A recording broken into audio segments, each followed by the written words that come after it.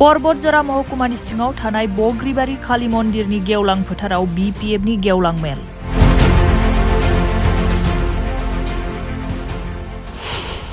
सावराय मेलखौ दैदेनो बतझर BFनि MCLA मुनमुन ब्रह्मआ।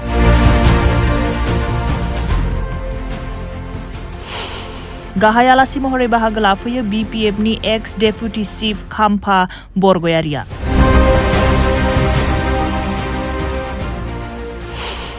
UPPL एक्स NDFB BJPनिफ्राय BPF दोलोआव आखाइ हमफैदों।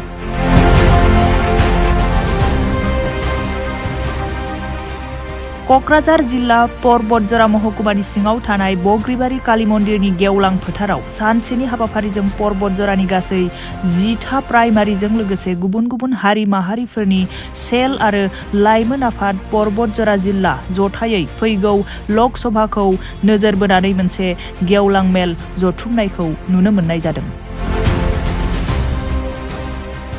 बे सावराय मेलखौ दैदेनो बतझर BFनि MCLA मुनमुन ब्रह्मआ। लोगोसे गाहाय आलासि महरै बाहागो लाफैयो BPFनि एक्स डेपुटी चिफ खाम्फा बरगयारि आरो MCLA धनेश्वर गयारि, प्रहलाद ब्रह्म मिरु लाइमोन लेङाइ आफादगिरिजों लोगोसे जेसमिन ब्रह्म अर्गेनाइजिं सेक्रेटारि आइजो BPF आरो सुल्तान आलम माइनरिटि आफाद आरो दोलोनि गोबां BPFनि मावथिफोरा। बे सावराय मेलजों लोगोसे BPF दोलोआव एक्स NDFBनिफ्राय सा 25आ आखाइ हमफैदों। लोगोसे BJP आरो UPPL निफ्राय गासै सा 27 सुबुंफोरा आखाइ हमफैनायखौ नुनो मोननाय जादों। बेवहाय जोंहा BPF दलनि मोनसे मिटिं जादों। गासैबो बतझर डिस्ट्रिक्टनि सिङाव थानाय बा ब्लकनि सिङाव थानाय प्राइमारिफोरनि नेताफोरखौ लिंहरजोबनानै सावरायनायजों रायजो राजाफोरखौ लिंहरनाय जादों। आरो बे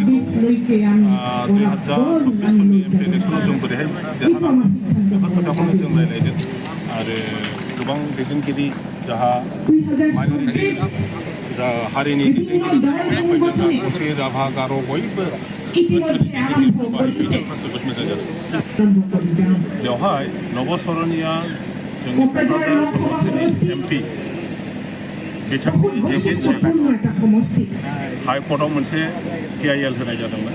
बे PIL मथे हाइकर्टनि जास्टिसफ्रा गासिबो नायजोबनानै सारिजारि खालामजोबनानै नुनो मोनदों जे बिथांनि GST सार्टिफिकेट बियो माने थगायनाय सार्टिफिकेट बियो एक्चुअलि ST नङाबो जानो हागौ बा बर' कसारि नङा। बे खोथाखौ हाइकर्टआ भार्डिक्टआव होदों आरो बेनि उनावहाय बेखौ लानानै आसाम गभर्नमेन्टनि WPTBC डिपार्टमेन्टनि जे भिजिलेन्स कमिटि आरो बे भिजिलेन्स कमिटिया सालिजारि खालामदों आरो CIDआबो सालिजारि खालामदों।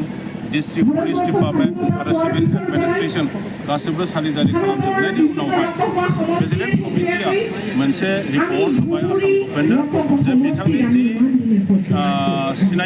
सिनायथि बे सिनायथिया बर' बा बर' कसारि नङा। बेयो जाहैबाय दास, बेयो जाहैबाय सरनिया, बे जाहैबाय देखा लिरनाय मानसिसो, बेयो बर' बा बर' कसारि नङा। दा बेनि सायाव आसाम गभर्नमेन्टआ फाइनाल डिसिसनखौ लानांगौ। नबसरनियानि ST सार्टिफिकेटखौ बिथांमोनहा केन्सेल खालामनानै बे केन्सेल खालामनाय खौरांखौ एसेम्ब्लियाव हरनांगौ, पार्लियामेन्टआव हरनांगौ, ओजों आसाम गभर्नमेन्टआव हरनांगौ, भारत गभर्नमेन्टआव हरनांगौ, ट्राइबेल एफेयार्स मिनिस्ट्रियाव हरनांगौ, नोङो इलेक्सन कमिसनाव हरनांगौ। अब्लानो बेफोरखौ मोननायनि उनाव हयथ' पार्लियामेन्टनि स्पिकारा बेनि MPCखौ दानानै होनो हागौ। इलेक्सनाव देरहानो थाखायनो जोङो बे केम्पेइन टाइपनि मिटिंफोरखौ जों दा गामि गामि खालामगासिनो दं। जोंनि बतझरावबो दिनै खालामफैदों आरो मोनफ्रोमबो जायगायाव जों बेखौ खालामबाय थादों। बेफोर खोथाया माने बेस गैयै खोथा, मुल्य गैयै खोथा। बेफोर बिथाङा माबा बियो मा होनो ओरैनो इमसनेल रायजो राजानि सिगाङाव आंनि बहाय